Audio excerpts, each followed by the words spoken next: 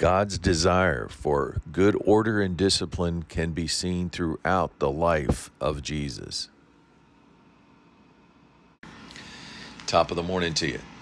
So when we read Matthew 7 through 12 to find out who God is so that we can love him in a deeper way, isn't it reassuring to know that we have a God who loves good order and discipline?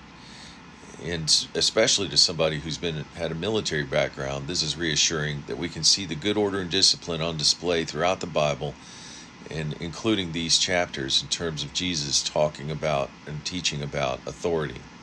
Authority is defined as the power or right to give orders and make decisions. Matthew 7:29, it was said of Jesus that he taught as one who had authority. He demonstrated this authority many ways. Matthew 8:26, Jesus got out of the boat, rebuked the winds and seas, and there was great calm.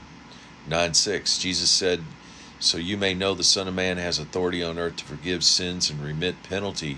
He told the paralyzed man, "Pick up your mat and go." And he did. 9:28 through 30, Jesus asked the blind men, "Do you believe I'm able to do this?" And they said, "Yes." Then he touched their eyes, saying, "According to your faith and your reliance and trust be done to you." And their eyes were opened. Jesus taught the disciples to appeal to God's authority by praying for him to force out and thrust laborers into his harvest. Jesus shared his authority in 10:1, saying Jesus gave his disciples power and authority over unclean spirits to drive them out and cure all kinds of diseases. In 10:8, he added, "Raise the dead and cleanse the leper." He assured them in 10:20, "The Holy Spirit speaks through you." Jesus reminded the disciples in 10:28, "Don't be afraid of those who can kill the body but cannot kill the soul. Rather be afraid of him who can destroy both soul and body in hell." 10:34, Jesus said, "I have come not to bring peace but a sword." 12:8, "Son of Man is Lord even on the Sabbath." In 12:30, Jesus said, "He who is not with me is against me. He who does not gather with me scatters."